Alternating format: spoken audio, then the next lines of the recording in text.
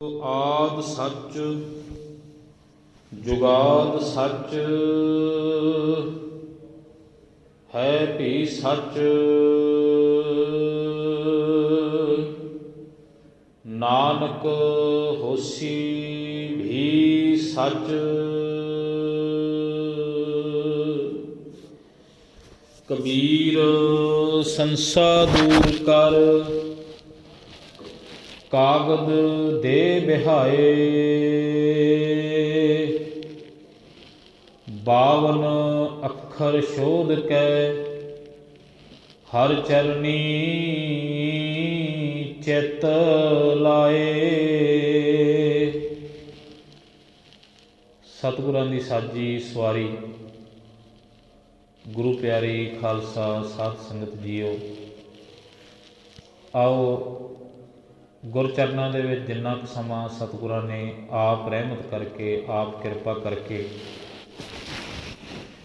ਜੁੜ ਕੇ ਬੈਠਣ ਦਾ ਸਬਬ ਇਹ ਬਣਾਇਆ ਹੈ, ਇਸ ਸਮੇਂ ਨੂੰ ਸੰਭਾਲਦਿਆਂ ਹੋਇਆਂ, ਮਨੋਬਿਰਤ ਤੇ ਇਕਾਗਰ ਹੁੰਦਿਆਂ, ਗੁਰਬਾਣੀ ਵਿਖਿਆਨ ਦੇ ਇਸ ਸਮੇਂ ਨੂੰ ਲੇਖੇ ਵਿੱਚ ਲਾਉਣ ਵਾਸਤੇ ਚੌਂਕੜੇ ਮਾਰ ਕੇ ਦੋਨੋਂ ਹੱਥ ਜੋੜਦਿਆਂ, ਸੁਰਤ ਨੂੰ ਇਕਾਗਰ ਕਰਦਿਆਂ ਬੋਲੀਏ ਜੀ ਸਤਿਨਾਮ ਸ੍ਰੀ ਸਤਿਨਾਮ ਸ੍ਰੀ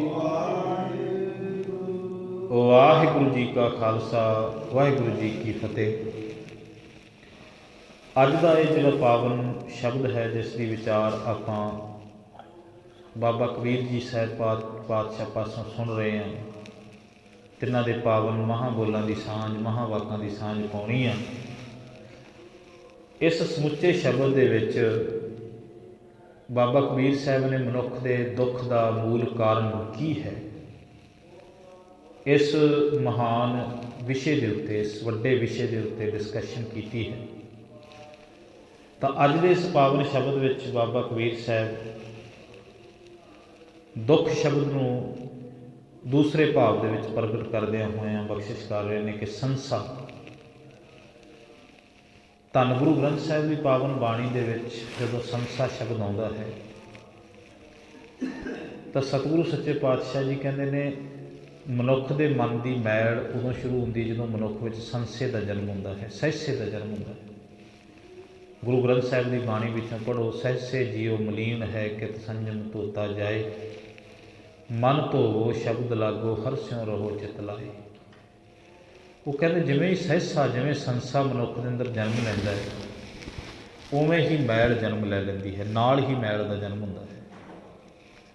ਸਾਰੀ ਦੁਨੀਆ, ਜਿੰਨੀ ਵੀ ਦੁਨੀਆ ਅਸੀਂ ਦੇਖ ਰਹੇ ਹਾਂ, ਜਿੱਥੋਂ ਤੱਕ ਇਹ ਕਾਇਨਾਤ ਤੇ ਇਸ ਤੋਂ ਪਹਿਲਾਂ ਜਿੰਨੇ ਆਏ ਨੇ ਜਾਂ ਜਿੰਨੇ ਇਸ ਤੋਂ ਬਾਅਦ ਮਨੁੱਖਾਂ ਨੇ ਆਉਣਾ ਹੈ, ਮਨੁੱਖ ਨੂੰ ਮਖਲੂਕ ਮੰਨਿਆ ਗਿਆ ਹੈ। ਸਾਰੀ ਕਾਇਨਾਤ ਵਿੱਚੋਂ ਸਭ ਤੋਂ ਉੱਤਮ, ਸਭ ਤੋਂ ਸਰਵਪਰੀ, ਸਭ ਤੋਂ ਉੱਚਾ, ਮਹਾਨ। ਇਹਦਾ ਇੱਕ ਵੱਡਾ ਕਾਰਨ ਹੈ ਮਨੁੱਖ ਦੇ ਕੋਲ ਸਿਮਰਤੀ ਹੈ, ਯਾਦ ਸ਼ਕਤੀ ਹੈ। ਪਸ਼ੂਆਂ ਦੇ ਕੋਲ ਇੰਨੀ ਯਾਦ ਸ਼ਕਤੀ ਨਹੀਂ, ਉਹ ਹਰ ਇੱਕ ਗੱਲ ਨੂੰ ਚੇਤੇ ਨਹੀਂ ਰੱਖ ਸਕਦੇ, ਹਰ ਇੱਕ ਗੱਲ ਨੂੰ ਆਪਣੀ ਸੁਰਤੀ ਵਿੱਚ, ਸਿਮਰਤੀ ਵਿੱਚ ਨਹੀਂ ਜਮ੍ਹਾਂ ਰੱਖ ਸਕਦੇ। ਇਸ ਕਰਕੇ ਉਹ ਬੰਦੇ ਨਾਲੋਂ ਪਿੱਛੇ ਨੇ। ਮਨੁੱਖ ਦੇ ਕੋਲ ਇੱਕ ਸਭ ਤੋਂ ਵੱਡਾ ਪਲੱਸ ਪੁਆਇੰਟ ਹੈ ਇਹਦੀ ਯਾਦ ਸ਼ਕਤੀ, ਇਹਦੀ ਤਾਕਤ। ਅਤੇ ਇਹ ਯਾਦ ਸ਼ਕਤੀ ਹੀ ਇਹਦੇ ਜੀਵਨ ਦਾ ਸੰਸਾ ਬਣਦੀ ਹੈ। ਯਾਦ ਸ਼ਕਤੀ ਨਹੀਂ ਤਾਂ ਮਨੁੱਖ ਨੂੰ ਪਰਮਾਤਮਾ ਤੱਕ ਪਹੁੰਚਾਉਣਾ ਸੀ। ਜੇ ਤਾਂ ਇਹ ਯਾਦ ਰੱਬ ਨਾਲ ਜੁੜ ਜਾਂਦੀ, ਇਹ ਯਾਦ ਉਸ ਪਰਮਾਤਮਾ ਦੇ, ਇਸ ਮਖਲੂਕ ਦੇ, ਇਸ ਕਾਇਨਾਤ ਦੇ ਕਾਦਰ ਦੀ, ਇਸ ਕੁਦਰਤ ਨੂੰ ਸਮਝਣਾ ਸ਼ੁਰੂ ਕਰ ਦਿੰਦੀ। ਹਰ ਇੱਕ ਚੀਜ਼ 'ਚੋਂ ਜੇਕਰ ਮਨੁੱਖ ਦੀਆਂ ਅੱਖਾਂ, ਕੰਨ, ਯਾਦ ਉਸ ਵਾਹਿਗੁਰੂ ਦੇ ਦਰਸ਼ਨ ਦੀਦਾਰ ਕਰਨੇ ਸ਼ੁਰੂ ਕਰ ਦਿੰਦੀ ਤਾਂ ਇਹ ਮਨੁੱਖਾ ਜੀਵਨ ਸਫਲ ਹੋ ਜਾਣਾ ਸੀ। ਪਰ ਇਸ ਯਾਦ ਸ਼ਕਤੀ ਨੇ ਇਹ ਜਿਹੜਾ ਵਰਤਣ ਵਾਸਤੇ ਸੰਸਾਰ ਮਿਲਿਆ ਸੀ, ਇਸ ਨੂੰ ਚੇਤੇ 'ਚ ਰੱਖਣਾ ਸ਼ੁਰੂ ਕਰ ਦਿੱਤਾ। ਜਿਵੇਂ ਕੋਈ ਮਨੁੱਖ ਇੱਕ ਰਸਤੇ ਤੋਂ ਤੁਰ ਕੇ ਮੰਜ਼ਿਲ ਤੱਕ ਪਹੁੰਚਦਾ ਹੈ ਅਤੇ ਜਦੋਂ ਹੀ ਮੰਜ਼ਿਲ 'ਤੇ ਪਹੁੰਚ ਜਾਂਦਾ, ਉਹਨੂੰ ਰਸਤਾ ਛੱਡਣਾ ਪੈਂਦਾ ਹੈ। ਪਰ ਮਨੁੱਖ ਉਸ ਰਸਤੇ ਨੂੰ ਛੱਡਣ ਦੀ ਬਜਾਏ ਉਸ ਰਸਤੇ ਨੂੰ ਆਪਣੀ ਯਾਦ ਵਿੱਚ ਰੱਖ ਲਵੇ ਤਾਂ ਉਹ ਮੰਜ਼ਿਲ ਦਾ ਆਨੰਦ ਨਹੀਂ ਮਾਣ ਸਕੇਗਾ, ਉਹ ਕੇਵਲ ਰਸਤੇ ਵਿੱਚ ਹੀ ਉਲਝਿਆ ਰਹੇਗਾ। जिस तरह किसी पौड़ी के उत्ते चढ़ के कोई बंदा छत के उत्ते पहुँचता है, जिमें ही उन्होंने मंजिल ते उन्होंने छत ते ਉਹਦਾ ਪਹਿਲਾ पैर टिकता, ਉਹਨੂੰ पौड़ी तो आखिरी डंडे तो पैर ਚੱਕਣਾ ਪਏਗਾ। जिन्नी देर तक पौड़ी के डंडे ਨੂੰ नहीं ਛੱਡਦਾ उन्नी देर तक छत ते नहीं पहुँच सकेगा। उस तरह बंदे ने इस संसार के ਜਿਹੜੇ पदार्थ ਸੀਗੇ, ਇਹਨਾਂ ਦੀ ਵਰਤੋਂ करके, इस संसार की वरतों करके निरंकार तक पहुँचना सीगा। उन्हें इस कायनात के द्वारा उस निरंकार के दर्शन करने सी, पर बंदे ने अपनी याद में उस निरंकार नूं वसाउण की बजाय इस संसार नूं वसा लिया, ते संसार नूं वसाया ही नहीं, इस संसार दे विचों सुख लभना शुरू कर दिता। जदों कि ये संसार केवल कुछ समय का मनुख नूं सुखां दी पौड़ी दे उत्ते चढ़ा सकता है। जिस तरह असीं उच्चा जाना होवे ते सानूं एक पौड़ी ते खड़ के असीं जे सब कुछ मंजिल तक पहुँचना चाहिए तो कदे नहीं पहुँच सकते। संसार एक पौड़ी है, पहली पौड़ी संसार है, दूजी पौड़ी जिहड़ा है निरंकार है। जे असीं दूजी पौड़ी ते पहुँचना है तो सानूं पहली पौड़ी जिहड़ी हैगी छड्डनी पेगी। इसे करके सतगुरां ने कहा कि पहली पौड़ी जिहड़ी हैगी संसार, ये दूजी पौड़ी ते चढ़न वास्ते डंडा सी, पर बंदे ने पहली पौड़ी ही फड़ लई ते दूजी पौड़ी नूं चेते विच ही नहीं रखिया कि इस तों मैं अगे भी तुरना है। इस करके बंदे दे जीवन दे विच बड़ी वड्डी अड़चन ये चेते दे विच सारा संसार ही निरंकार नूं चेते करना सी, संसार चेते विच रह गया। हर एक चीज़ नूं हुण ते जिवें जो कुछ इहदी सुरत विच इहदे सिमरन दे विच पिया है, फिर उस दे उत्ते ये मैं दी हौमे दी मोहर ला के उस नूं ये छड्डना नहीं चाहुंदा। फिर इस करके ये मनुख जिहड़ा हैगा इस संसार चों सुख लभदिआं लभदिआं दुख दे विच चला जांदा है। गुरु ग्रंथ साहिब की पावन बाणी दे विच शाम के समय जदों असीं रहरास साहिब की आरंभता करते हैं तो आसा की वार का एक पावन श्लोक जिहड़ा मंगलाचार के रूप दे विच रहरास साहिब के अगे पढ़िया जाता है। दो शब्द पढ़ते हैं असीं। पहला शब्द भी इसे पासे इशारा करता है कि मनुख नूं इस गल की समझ आ सके कि जिहड़ी चीज़ नूं फड़ रखिया है वो सदीव नहीं है, पर फिर भी बंदा जिहड़ा हैगा उसनूं पकड़ के रखता। फिर उन्होंने क्या हर जुग जुग भगत उपाया, पैज रखदा आया राम राजे। उस परमात्मा ने तैनूं ये जिहड़ा जीवन दिता है, उन्हें ये जीवन की तैनूं वरतों करने वास्ते दिता है। जिस दिन तू इस जीवन की वरतों करनी शुरू कर दी ना, ठीक ये नालों फालतू दीयां जिहड़ियां चीज़ां ला दित्तियां तो इहदा मुल पै जाएगा। हुण देखो ये बड़ा वड्डा एक नुकता है। असीं जेकर अपने घर दे विच बेअंत प्रकार का कबाड़ कूड़ इकट्ठा कर लईए तो बेअंत प्रकार दीयां चीज़ां घर विच पईयां रहणगीआं, थां घेरनगीआं, साडी हौमे का प्रतीक होवेगा भी इहदे कोल इन्ना कुछ है। पर उसे कबाड़ दे विचों उसे समान दे विचों जेकर कोई कारीगर होवे तो ਉਹਦੇ ਵਿੱਚੋਂ औजार बना के उस तो कम लै सकता है। ਹੁਣ देखो घर ਵਿੱਚ ਲੱਕੜ ਕਿਸੇ ਦੇ ਪਈ ਹੋਵੇ, ਬੇਅੰਤ ਹੋਵੇ, ਕਾਰੀਗਰ ਉਹਦੇ ਵਿੱਚੋਂ ਫਾਲਤੂ ਦੀ ਲੱਕੜ ਨੂੰ ਝਾੜ ਦਿੰਦਾ ਹੈ ਤੇ ਸ਼ੁੱਧ ਲੱਕੜ ਨੂੰ ਰੱਖ ਕੇ ਉਹਦੇ ਦੁਆਰਾ ਕੋਈ ਪ੍ਰੋਡਕਟ ਕੋਈ ਚੀਜ਼ ਵਰਤੋਂ ਵਾਲੀ ਬਣਾ ਦਿੰਦਾ ਹੈ। ਉਸੇ ਤਰ੍ਹਾਂ ਅਸੀਂ ਆਪਣੇ ਮਨ ਦੇ ਵਿੱਚੋਂ ਫਾਲਤੂ ਦੇ ਵਿਅਰਥ ਦੇ ਵਿਚਾਰ ਜਿਹੜੇ ਸਾਡੇ ਕੰਮ ਨਹੀਂ ਉਹ ਛੱਡ ਦੇਣੇ ਨੇ। ਉਹਨਾਂ ਵਿਚਾਰਾਂ ਨੂੰ ਫੜਨਾ ਹੈ ਜਿਹੜੇ ਵਿਚਾਰ ਸਾਨੂੰ ਅੱਗੇ ਆਤਮਿਕ ਤੌਰ 'ਤੇ ਸਕੂਨ ਦੇਣ, ਜਿਹੜੇ ਸਰੀਰਕ ਸੁੱਖ ਦੇਣ। ਉਹ ਤਾਂ ਪਦਾਰਥਾਂ ਤੋਂ ਹੀ ਸਰੀਰਕ ਸੁੱਖ ਤਾਂ ਮਿਲ ਜਾਂਦਾ ਹੈ ਤੇ ਪਦਾਰਥ ਪਰਮਾਤਮਾ ਨੇ ਪਹਿਲਾਂ ਹੀ ਬਹੁਤ ਅਵੇਲੇਬਲ ਕੀਤੇ ਨੇ। ਹੁਣ ਸਾਨੂੰ ਪਿਆਸ ਸਾਡੀ ਬੁਝਾਉਣ ਵਾਸਤੇ ਪਾਣੀ ਪਰਮਾਤਮਾ ਨੇ ਸਾਡੇ ਵਾਸਤੇ ਪਹਿਲਾਂ ਉਪਲਬਧ ਕਰ ਦਿੱਤਾ। ਸਾਡੇ ਸਾਹਾਂ ਵਾਸਤੇ ਹਵਾ ਰੱਬ ਨੇ ਉਪਲਬਧ ਕਰ ਦਿੱਤੀ। ਸਾਡੇ ਖਾਣ ਵਾਸਤੇ ਭੋਜਨ ਦਾ ਪ੍ਰਬੰਧ ਉਹਨੇ ਪਹਿਲਾਂ ਕਰ ਦਿੱਤਾ। ਅਸੀਂ ਬਾਣੀ ਦੇ ਵਿੱਚੋਂ ਪੜ੍ਹਦੇ ਹਾਂ, ਸਤਿਗੁਰੂ ਕਹਿੰਦੇ ਨੇ ਆਸਣ ਲੋਏ ਲੋਏ ਭੰਡਾਰ ਜੋ ਕਿਛ ਪਾਇਆ ਸੋ ਏਕਾ ਵਾਰ। ਸਭ ਕੁਝ ਉਹਨੇ ਪਹਿਲਾਂ ਹੀ ਜਿਹੜਾ ਪ੍ਰਬੰਧ ਕੀਤਾ ਹੋਇਆ। ਤਾਂ ਜਿਹੜੀ ਚੀਜ਼ ਦਾ ਪ੍ਰਬੰਧ ਬੰਦੇ ਵਾਸਤੇ ਪਹਿਲਾਂ ਹੋਇਆ, ਬੰਦਾ ਉਹਦੇ ਵਾਸਤੇ ਫਿਰ ਸੰਸਾ ਕਰੀ ਜਾਵੇ, ਉਹਦੇ ਵਾਸਤੇ ਚਿੰਤਾ ਕਰੀ ਜਾਵੇ, ਤਾਂ ਐਸਾ ਕਰਨ ਦੇ ਨਾਲ ਮਨੁੱਖ ਦਾ ਜੀਵਨ ਜਿਹੜਾ ਹੈਗਾ ਉਹ ਵਿਅਰਥ ਚਲਾ ਜਾਏਗਾ। ਤਾਂ ਗੁਰੂ ਪਿਤਾ ਕਹਿੰਦੇ ਨੇ ਜੋ ਕੁਝ ਪਹਿਲਾਂ ਹੈ ਉਹਦਾ ਸੰਸਾ ਨਹੀਂ ਕਰਨਾ। ਜੋ ਕੁਝ ਇਹ ਪ੍ਰਾਪਤ ਹੋਇਆ ਇਹਦੇ ਵਿੱਚੋਂ ਜੋ ਤੂੰ ਪ੍ਰਾਪਤੀ ਕਰਨੀ ਹੈ ਉਸ ਦਾ ਫਿਕਰ ਕਰਨਾ। ਹੁਣ ਤੁਸੀਂ ਦੇਖੋ ਇੱਕ ਬੱਚਾ ਹੈ, ਉਸ ਬੱਚੇ ਨੂੰ ਸਕੂਲ ਵਿੱਚ ਭੇਜਦੇ ਹਾਂ ਤਾਂ ਉਹਨੂੰ ਸਾਰੇ ਸਾਲ ਦਾ ਸਿਲੇਬਸ ਪਹਿਲਾਂ ਹੀ ਮਾਤਾ ਪਿਤਾ ਲੈ ਕੇ ਦੇ ਦਿੰਦੇ ਨੇ। ਬੱਚਾ ਸਾਰੀ ਉਮਰ ਜਿਹੜਾ ਹੈਗਾ ਸਕੂਲ ਜਿਹੜੇ ਬੱਚੇ ਪੜ੍ਹਦੇ ਨੇ ਉਹਨਾਂ ਨੂੰ सब कुछ पहले ही माता पिता ने लै दिता। तेरी साइंस की किताब है, टीचर ने लिख के दे दी, इनू आ किताबां चाहिए ने, इनू आ कापियां चाहिए ने, पेन चाहिए है।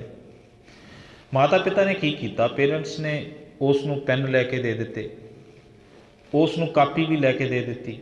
उस बच्चे नू कापियां नोटबुक्स कोले ने, उहदे कोले जमैट्री वर्क वास्ते जमैट्री है, उहदे कोल स्केलों नू मापण वास्ते स्केल उन्होंने लैके दे दिते, मापदंडां वास्ते लोड़ींदा उन्होंने साधन दे दिता जिहड़ा स्कूल तो घर तक ते घर तो स्कूल तक उन्होंने लिजा लिया सके। उन्होंने किताबां नूं पाउण वास्ते एक बैग भी दे दिता, उहदे विच सारे साल का सिलेबस भी दे दिता। हुण सब कुछ बच्चे दे कोल है। बच्चे दे कोल सब कुछ हुंदिआं होइआं बच्चा यतन करे भी किताबां तां मैं होर खरीद लवां, हर रोज़ बापू नूं कहे मैनूं किताबां लैके दे, मैनूं कापियां लैके दे, मैं ये किताब जी है इस डिफरेंट कलर दे विच खरीदनी है, हुण मेरे किताब की जिल्द का रंग हरा है, मैनूं लाल रंग की किताब भी चाहिए है। जे लाल रंग की जिल्द वाली किताब मेरे को है, मैनूं हरे रंग खट्टे रंग की जिल्द वाली किताब, मैनूं काले रंग की किताबां दीयां जिल्दां डिफरेंट अलग अलग रंगां दे विच खरीद के रख लवे। किताबां दे विच सिलेबस सारियां विच ही एक होवे ते जिहड़ा सिलेबस है वो सारा साल बच्चा पढ़े ही ना, किताबां लैके रख लईआं, बच्चा पढ़े ना पर किताबां इकट्ठियां कर लवे। तो बच्चा जो पेपरां दे वक्त पेपर होणगे, जो इम्तिहान होणगे, उदों अध्यापक नूं जाके ये नहीं कह सकदा भी जिहड़ी किताब दा तुसीं मेरे तो पेपर लै रहे हो ਇਹਦੇ नाल दियां मेरे कोले घरे 10 किताबां पईआं ने। वो कहेगा भावां तेरे कोले 10 पईआं ने पर ये 10 तो इन्हां विचों पढ़ीआं किन्नियां ने। बच्चा कहे भी मैं जिहड़ी मार्कशीट दे उत्ते तुसीं मैनूं लिखवाउण लगे हो, जिहड़ी वाहिगुरू जिहड़ी आंसर सीट दे उत्ते तुसीं लिखवाउण लगे हो, उत्तर पत्तरी दे उत्ते मेरे तो उत्तर लिखवाउण, इहो जिहियां सीटां तो मैं 1000 लैके घरे रख रखीआं ने। वो कहेगा तू 1000 लैके रख रखीआं ने, तू दस उत्तर इन्हां सवालों के जिहड़े तैनूं सारा साल सवाल जिहड़े आए सन उन्हां नूं कढ सकदा है कि नहीं, फिर तो तू पास होएगा तो नहीं तो नहीं। हुण इहनूं समझो, थोड़ा जिहा इहनूं कंपैरिजन करो। बंदे नूं परमात्मा ने शरीर दे दिता, एक बस्ता दे दिता, ਇਹਦੇ ਵਿੱਚ ਮਨੁੱਖ ਦੇ अलग-अलग तरह ਦੀਆਂ किताबां भी भर ਦਿੱਤੀਆਂ। ਕਿਹੜੀਆਂ किताबां? रिश्तिਆਂ ਦੀਆਂ किताबां, माए बाप को बेटा नीका ससुरे चतुर जवाई, ये किताबां दे ਦਿੱਤੀਆਂ। रिश्तिਆਂ ਦੀ किताब दे ਦਿੱਤੀ, माता पिता भैन भरा सारे रिश्ते, ये एक बुक है, इनू असीं समाजिक किताब कह सकते हैं। बंदे दे चगिरदे दे विच पदार्थ पैदा कर दिते, इनू असीं आर्थिक किताब कह सकते हैं। अर्थ व्यवस्था भी बंदे नूं दित्ती है। इन्ना कुछ पासे जिहड़ा बंदे दे उपलब्ध कीता परमात्मा ने, इन्ना कुछ उहदे पासे अवेलेबल है, इन्ना कुछ कि वो सारे नूं वरत के कदे भी बंदा कोई भुखा नहीं मर सकता जे ठीक ढंग नाल सिस्टम चले ना। बंदे ने जिन्ना कुछ इकट्ठा किया बंदा भुखा नहीं मर सकता। पर तुसीं देखो जानवर बिल्कुल इकट्ठा नहीं करते, वो भुखे नहीं मरते। बंदे ने बहुत कुछ इकट्ठा किया, अद्धी दुनिया नूं भुखा मार छड्डिआ। तो जिहड़े लोग भुखे मरते हैं ना, वो भुखे मरन का कारण ये नहीं कि अनाज नहीं है, उन्होंने भुखे मरन का कारण बहुते रज्जे हुए लोग ने। क्योंकि जिहड़ा रज्जा सी ना, वो इन्ना उहदे अंदर पदार्थ नूं इकट्ठा करन दा लालच आ गया, इन्ना क संसा हो गया भी मेरियां 2 पीढ़ियां वास्ते तो जोड़ लिया, मैं अगलियां 10 वास्ते भी जोड़ना है। तो अखीर नूं होया कि भी बंदे ने अपनियां तो 10 पीढ़ियां का जोड़ के रख लिया, तो किसी दियां 10 पीढ़ियां भुखियां मार दित्तियां। बंदे का ये अवस्था हो गई। तो जिहड़ा दूजिਆਂ नूं दुख देना जिहड़े बंदे ने प्रवान कर लिया, सच जानो उहदे कोले दुख पहलां आप आएगा तो फिर किसी नूं देगा। असीं की है, असीं आपदे आप विच तां इह सोचदे हां, बंदा ये सोचदा भी शायद मैं रब तो सुख मंग रहा। मंगदा तो हर एक ही सुख है, कोई भी बंदा ऐसा नहीं जिहड़ा सुख ना मंगदा हो, पर मिलदा सानूं दुख है। इहदा कारण की हैगा? कारण पता की है? असीं सुख केवल अपने वास्ते मंगदे हां, दूजिਆਂ वास्ते दुख मंगना शुरू कर दिंदे हां। तो जिहड़ा दुख किसी दूजे वास्ते मंगांगे, किसी दूजे नूं चीज़ लैके देनी होवे तो पहलां अपने हत्थां विच लैनी पएगी। उही दुख पहलां असीं फड़दे हां तो फिर किसी दूजे नूं दिंदे हां।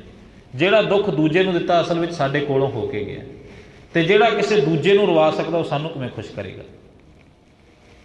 असीं ये सोचते हैं भी शायद दौलत कोल होवे तो शायद सुखी नहीं। दुख असीं जिस दिन सुख मंगिया सी ना, उस दिन ही दुख मंग लिया सी। क्यों? क्योंकि सुख जदों बंदा केवल अपने वास्ते मंगदा ना, इहदा मतलब किसी दूजे वास्ते दुख भी मंग रहा। तो जदों दूजे वास्ते दुख मंगेगा, इहदा मतलब वो दुख मेरे कोल दी होके जाएगा, तो जिहड़ा दुख मेरे कोलों दी होके जाएगा दूजे नूं जाके दुखी करेगा। जिहड़ा मैनूं पहलां मिलिआ मैनूं किवें सुखी कर सकदा है? ये सोच बंदे दी बन जाती है। ਤਾਂ ਸਹਿਬ ਪਾਤਸ਼ਾਹ ਕਹਿੰਦੇ ਨੇ ਆਹ ਜਿਹੜਾ ਸਰੀਰ ਹੈਗਾ ਇਹਦੇ ਵਿੱਚ ਸਭ ਕੁਝ ਤੈਨੂੰ ਮਿਲ ਗਿਆ, ਪਰ ਬਦਕਿਸਮਤੀ ਤੇਰੀ ਇਹ ਜੋ ਕੁਝ ਤੈਨੂੰ ਮਿਲਿਆ ਤੂੰ ਉਹਦੇ ਵੱਲ ਨਿਗਾਹ ਨਹੀਂ ਮਾਰੀ ਅਤੇ ਤੂੰ ਸੰਸਾ ਕਰਨਾ ਸ਼ੁਰੂ ਕਰ ਦਿੱਤਾ ਜਿਹੜਾ ਦੂਜਿਆਂ ਕੋਲ ਉਹ ਵੀ ਮੈਨੂੰ ਮਿਲ ਜਾਵੇ। ਅਤੇ ਧੰਨ ਗੁਰੂ ਨਾਨਕ ਸਾਹਿਬ ਪਾਤਸ਼ਾਹ ਕਹਿੰਦੇ ਨੇ ਦੂਜਿਆਂ ਦੇ ਕੋਲ ਜਿਹੜਾ ਹੈ ਤਾਂ ਉਹਦੇ ਵੱਲ ਤੱਕਦਾ ਤੱਕਦਾ ਤੂੰ ਆਪਣੇ ਵਾਲੇ ਵੱਲ ਤੱਕਿਆ ਨਹੀਂ। ਉਹ ਕਹਿੰਦੇ ਦੂਜਿਆਂ ਦੇ ਦੁੱਖ ਵੀ ਤੂੰ ਆਪਣੀ ਗੰਢੜੀ ਵਿੱਚ ਬੰਨ੍ਹ ਲਈ। ਸਤਿਗੁਰੂ ਸੱਚੇ ਪਾਤਸ਼ਾਹ ਦੀ ਇੱਕ ਵਾਰਤਾ ਹੁੰਦੀ ਹੈ, ਇੱਕ ਸਤਿਗੁਰਾਂ ਦੇ ਪਵਿੱਤਰ ਸ਼ਲੋਕ ਤੋਂ ਮੁਖਾਤਬ ਹੋ ਕੇ ਇੱਕ ਵਿਦਵਾਨ ਨੇ ਲਿਖੀ ਸੀਗੀ ਵਾਰਤਾ। ਉਹ ਕਹਿੰਦਾ ਨਾ ਕਿਸੇ ਕੋਈ ਬੜਾ ਸਿਆਣਾ ਮਨੁੱਖ ਸੀਗਾ, ਫਕੀਰ ਤਾਂ ਬਿਰਤੀ ਦਾ ਬੰਦਾ ਸੀ, ਜੀਵਨ ਵਿੱਚ ਦੁੱਖ ਹੀ ਦੁੱਖ, ਅਤੇ ਹਰ ਵਕਤ ਇਹ ਚਾਹੁੰਦਾ ਸੀਗਾ ਕਿ ਕਿਤੇ ਤਾਂ ਜੀਵਨ ਸੁਖੀ ਹੋਵੇ, ਚਲੋ ਧਨ ਨਾ ਹੋਵੇ, ਕੋਈ ਚਾਰ ਪੈਸੇ ਨਾ ਹੋਣ, ਕੋਈ ਗੱਲ ਨਹੀਂ, ਪਰ ਸੁੱਖ ਤਾਂ ਹੋਵੇ ਨਾ, ਘੱਟੋ ਘੱਟ ਦੁਖੀ ਨਾ ਹੋਈਏ, ਆਹ ਰੋਣਾ ਧੋਣਾ ਨਾ ਹੋਵੇ, ਇਹਨਾਂ ਚੀਜ਼ਾਂ ਤੋਂ ਮੁਕਤ ਹੋ ਜਾਈਏ, ਨਿਜਾਤ ਹੋ ਜਾਈਏ। ਤਾਂ ਵਾਪਰਿਆ ਕਿ ਉਹ ਇੱਕ ਦਿਨ ਰਾਤ ਨੂੰ ਸੁਪਨੇ ਵਿੱਚ ਸੁੱਤਾ ਹੋਇਆ, ਬਸ ਉਹਨੂੰ ਇਸ ਤਰ੍ਹਾਂ ਮਹਿਸੂਸ ਹੁੰਦਾ ਰਹਿੰਦਾ ਵੀ ਸਿਰ 'ਤੇ ਬਸ ਦੁੱਖਾਂ ਦੀ ਪੰਡ ਵੱਜੀ ਹੈ, ਉਹ ਢਾਉਂਦੇ ਪਏ ਆ। ਹੁਣ ਬੰਦੇ ਨੂੰ ਕਿਸੇ ਨੂੰ ਪੁੱਛੋ ਨਾ, ਅੱਜ ਵੀ ਅੱਜ ਦਾ ਸਮਾਂ ਹੀ ਐਸਾ ਹੈਗਾ, ਕਿਸੇ ਨੂੰ ਪੁੱਛੋ ਨਾ ਕਿ ਜ਼ਿੰਦਗੀ ਕਿਵੇਂ ਚੱਲਦੀ ਹੈ। ਹੁਣ ਬੰਦਾ ਸਾਨੂੰ ਇਹ ਕਿਹਾ ਜ਼ਰੂਰ ਜਾਂਦਾ ਵੀ ਭਾਈ ਚੜ੍ਹਦੀ ਕਲਾ ਸ਼ਬਦ ਅਸੀਂ ਵਰਤਦੇ ਹਾਂ, ਪਰ ਜੇ ਕਿਸੇ ਨੂੰ ਸੱਚਮੁੱਚ ਹੀ ਕੋਲੇ ਬਿਠਾ ਕੇ ਪੁੱਛੋ ਨਾ ਤਾਂ ਇੱਕ ਅੱਧਾ ਦੁੱਖ ਖੋਲ੍ਹ ਕੇ ਦੇਖੋ, ਪਰ ਬੰਦਾ ਕਹੇਗਾ ਭਾਈ ਸਾਹਿਬ ਬੋਝ ਹੀ ਢਾਉਂਦੇ ਪਏ ਆ, ਕਿਹੜੀ ਜ਼ਿੰਦਗੀ ਹੈਗੀ, ਭਾਰ ਚੱਕਿਆ ਹੋਇਆ ਬਸ, ਆਹ ਵੀ ਕਲਪਨਾ ਹੈਗੀ ਜੀ, ਆਹ ਵੀ ਕਲਪਨਾ ਹੈਗੀ, ਇਹ ਤਾਂ ਪਤਾ ਨਹੀਂ ਕਿਸ ਦਿਨ ਨਿਜਾਤ ਹੋਏਗੀ। ਉਹ ਕਹਿੰਦੇ ਵੀ ਬੁੱਲੇ ਸ਼ਾਹ ਪਤਾ ਤਦ ਲੱਗ ਸੀ ਜਦ ਵੱਜਣ ਕਫਨ ਦੀਆਂ ਤੜੀਆਂ, ਗੱਲ ਤਾਂ ਉੱਥੇ ਫਿਰ ਬੰਦਾ ਮੁਕਾ ਦਿੰਦਾ ਜਾ ਕੇ। ਉਹ ਕਹਿੰਦਾ ਵੀ ਜਦੋਂ ਇਹ ਕਫਨ ਦੀਆਂ ਤੜੀਆਂ ਵੱਜਣੀਆਂ ਜੀ, ਇਹ ਭਾਰ ਤਾਂ ਉਦੋਂ ਨਹੀਂ ਲੈਣਾ, ਨਹੀਂ ਤਾਂ ਉਸ ਤੋਂ ਪਹਿਲਾਂ ਨਹੀਂ, ਇਹ ਤਾਂ ਜਿਸ ਦਿਨ ਚਾਰਾਂ ਨੇ ਮੋਢਿਆਂ 'ਤੇ ਚੱਕ ਲਿਆ ਜੀ। ਫਿਰ ਸੱਚਮੁੱਚ ਜਾਣੋ ਨਾ ਜੇਕਰ ਇਸ ਗੱਲ ਨੂੰ, ਤਾਂ ਜਿਹੜਾ ਕਲਪਨਾਵਾਂ ਦਾ ਬੋਝ ਹੈ ਤਾਂ ਸਰੀਰ ਤੋਂ ਬਾਅਦ ਵੀ ਨਹੀਂ ਲੈਂਦਾ, ਕਿਉਂਕਿ ਸਰੀਰ ਨਾਲ ਪਦਾਰਥ ਛੁਪਦੇ ਨੇ, ਕਲਪਨਾਵਾਂ ਤਾਂ ਮਨ ਨਾਲ ਜੁੜੀਆਂ ਨੇ। ਅਤੇ ਜਦੋਂ ਸਰੀਰ ਛੱਡਿਆ ਜਾਂਦਾ ਨਾ, ਉਦੋਂ ਮਨ ਆਤਮਾ ਦੇ ਦੂਜੇ ਪਹਿਲੂ ਦੇ ਵਿੱਚ ਇਹਨਾਂ ਸੰਸਿਆਂ ਨੂੰ ਨਾਲ ਲੈ ਕੇ ਤੁਰ ਜਾਂਦਾ, ਅਤੇ ਇਹ ਸੰਸੇ ਬੰਦੇ ਦੇ ਅਗਲੇ ਜਨਮਾਂ ਵਿੱਚ ਆ ਕੇ ਜਿਹੜਾ ਜਨਮ ਲੈਂਦੇ ਨੇ। ਇਸੇ ਕਰਕੇ ਸਾਹਿਬ ਪਾਤਸ਼ਾਹ ਕਹਿੰਦੇ ਜੇ ਮੁਕਤੀ ਚਾਹੁੰਦਾ ਨਾ ਤਾਂ ਪਦਾਰਥਾਂ ਤੋਂ ਮੁਕਤੀ ਦੀ ਬਜਾਏ ਪਦਾਰਥਾਂ ਦੇ ਸੰਸਿਆਂ ਤੋਂ ਮੁਕਤੀ।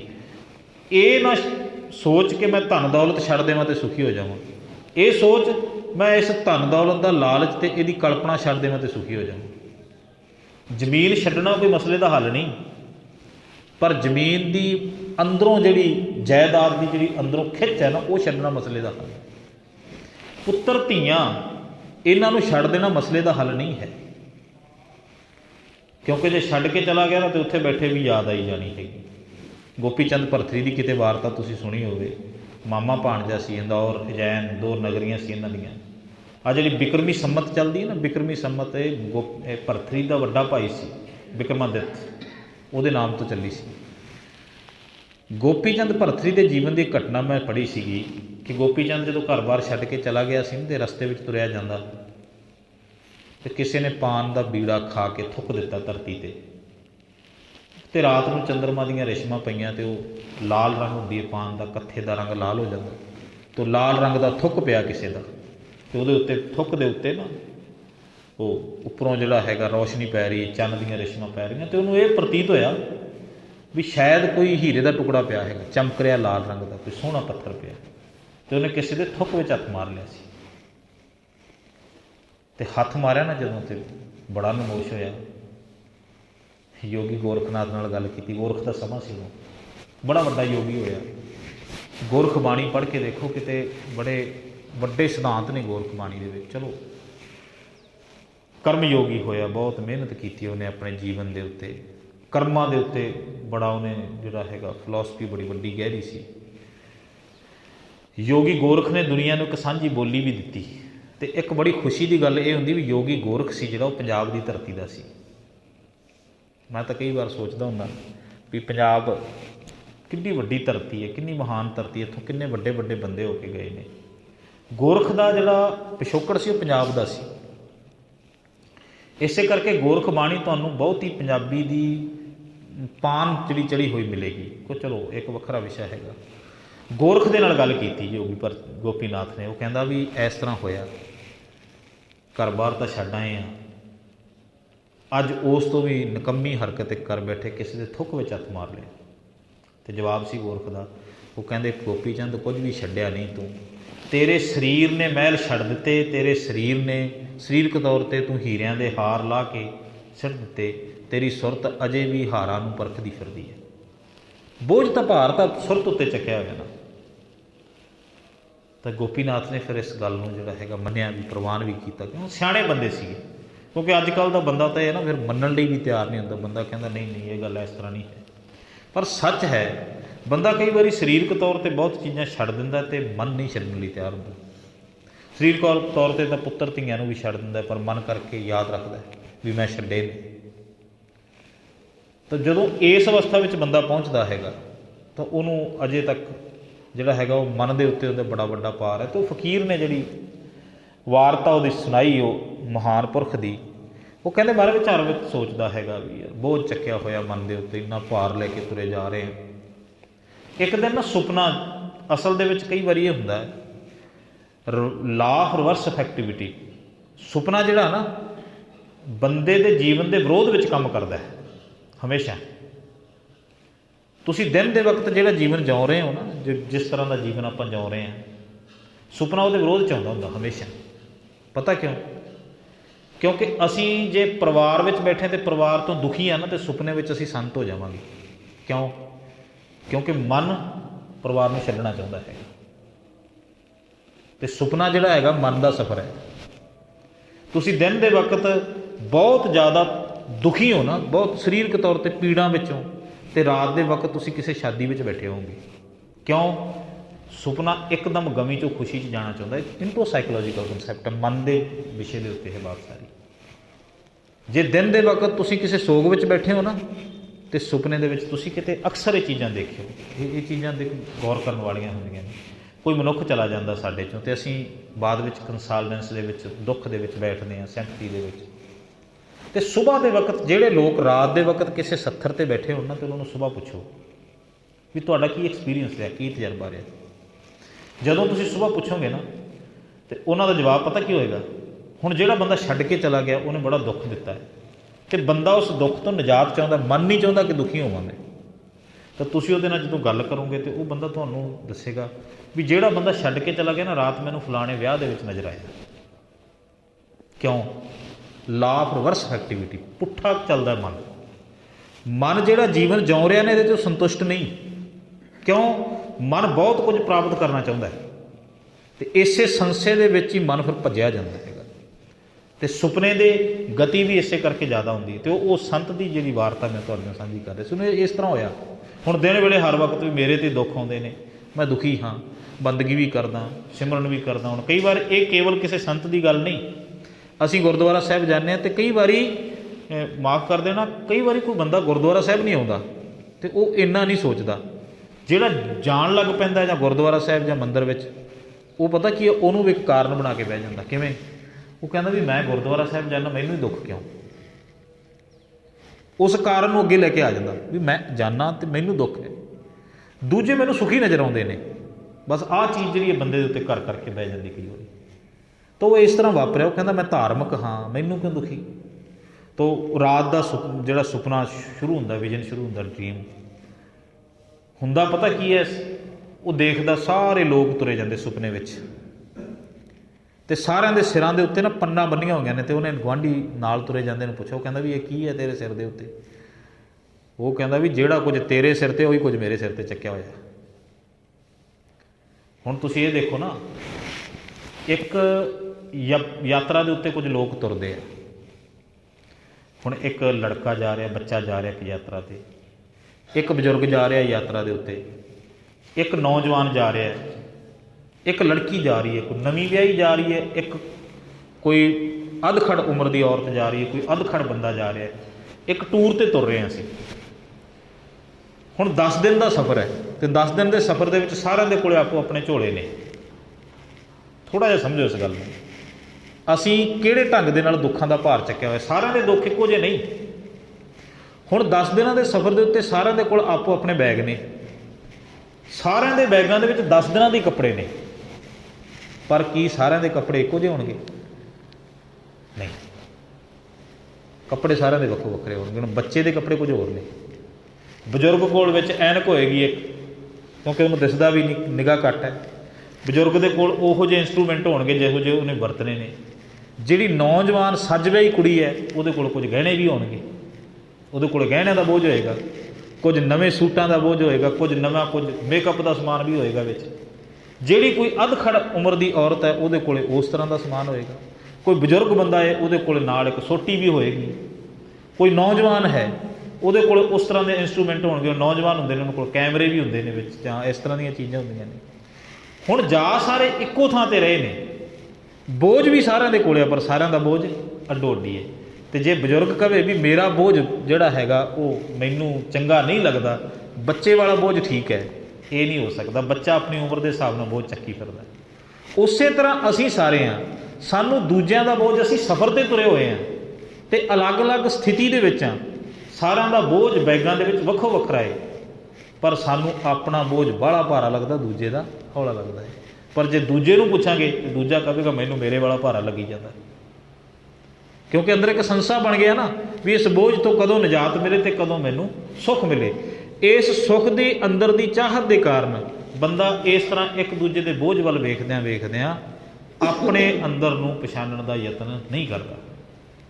ਹੁਣ ਉਸ ਸੰਤ ਨੇ ਪੁੱਛਿਆ, ਉਹ ਕਹਿੰਦਾ ਵੀ ਸੁਪਨੇ ਦੇ ਵਿੱਚ ਸਾਰੀ ਬਾਤ ਹੋ ਰਹੀ ਹੈ, ਕਹਿੰਦਾ ਵੀ ਕੀ ਹੈ ਤੁਹਾਡੇ ਬੈਗ ਦੇ ਵਿੱਚ? ਉਹ ਕਹਿੰਦੇ ਵੀ ਜਿਹੋ ਜਿਹਾ ਤੇਰੇ ਕੋਲ ਭਾਰ ਆ ਉਹੀ ਸਾਡੇ ਕੋਲ ਹੈ, ਕੋਈ ਬਹੁਤਾ ਫਰਕ ਨਹੀਂ ਹੈ। ਪਰ ਫਿਰ ਵੀ ਉਹ ਕਹਿੰਦੇ ਕਿਸੇ ਇੱਕ ਥਾਂ 'ਤੇ ਜਾਂਦੇ ਜਾਂਦੇ ਉਹਨਾਂ ਨੇ ਰਾਤ ਕੱਟੀ। ਇੱਕ ਉਦਾਹਰਣ ਹੈ ਕੇਵਲ, ਵੇ ਆਫ ਕਨਵੈਂਸਿੰਗ, ਕਿਸੇ ਬੰਦੇ ਨੂੰ ਸਮਝਾਉਣ ਦਾ ਇੱਕ ਤਰੀਕਾ, ਬੰਦੇ ਨੂੰ ਸਮਝ ਆ ਸਕੇ। ਤਾਂ ਹੁਣ ਉਹ ਕਹਿੰਦੇ ਵੀ ਜਦੋਂ ਰਾਤ ਕੱਟੀ ਅਤੇ ਉਹਦੇ ਮਨ ਦੇ ਵਿੱਚ ਖਿਆਲ ਸੀ, ਉਹ ਕਹਿੰਦਾ ਲੋਕਾਂ ਦੀਆਂ ਗੰਢੜੀਆਂ ਹੌਲੀਆਂ ਨੇ, ਸੌਖੇ ਤੁਰੇ ਜਾ ਰਹੇ ਨੇ, ਮੇਰੇ ਵਾਲਾ ਬੋਝ ਵੱਧ ਹੈ। ਇਸ ਕਰਕੇ ਰਾਤ ਦੇ ਵਕਤ ਨਾ ਇੱਕ ਕੰਮ ਕਰਾਂਗੇ, ਆਪਾਂ ਇਹਨਾਂ ਦੇ ਵਿੱਚੋਂ ਇੱਕ ਹੌਲੀ ਗੰਢੜੀ ਚੱਕ ਕੇ ਆਪਣੇ ਸਿਰ 'ਤੇ ਰੱਖ ਲਾਂਗੇ, ਪਹਿਲਾਂ ਤੁਰ ਪਾਂਗੇ ਦੂਜਿਆਂ ਨਾਲ। ਥੋੜ੍ਹਾ ਜਿਹਾ ਸਦਿਆਂ ਉੱਠਾਂਗੇ, ਦੂਜੇ ਦੀ ਗੰਢੜੀ ਚੱਕਾਂਗੇ, ਸਿਰ 'ਤੇ ਰੱਖ ਲਾਂਗੇ, ਘੱਟੋ ਘੱਟ ਦੂਜੇ ਦੀ ਗੰਢੜੀ ਵਿੱਚ ਬੋਝ ਤਾਂ ਘੱਟ ਹੋਏਗਾ। ਹੁਣ ਉਹਨੇ ਸਾਰਿਆਂ ਨਾਲੋਂ ਪਹਿਲਾਂ ਉੱਠਿਆ, ਸਾਰੀਆਂ ਗੰਢੜੀਆਂ ਦੇਖੀਆਂ, ਹਰ ਇੱਕ ਗੰਢੜੀ ਵਿੱਚ ਉਹਨੇ ਬੋਝ ਖੋਲ੍ਹ ਕੇ ਦੇਖੇ ਅਤੇ ਇੱਕੋ ਜਿਹੀ ਸਾਰੇ ਦੇ ਜਿੰਨਾ ਕੁ ਜਿਹਦੇ ਕੋਲ ਜੋ ਕੁਝ ਸੀ। ਅਖੀਰ ਨੂੰ ਉਹਨੇ ਸਾਰੀਆਂ ਗੰਢੜੀਆਂ ਛੱਡ ਕੇ ਨਾ, ਉਹ ਕਹਿੰਦਾ ਆਪਣੀ ਗੰਢੜੀ ਚੱਕਦੇ, ਆਪਣੀ ਤਾਂ ਹੈ।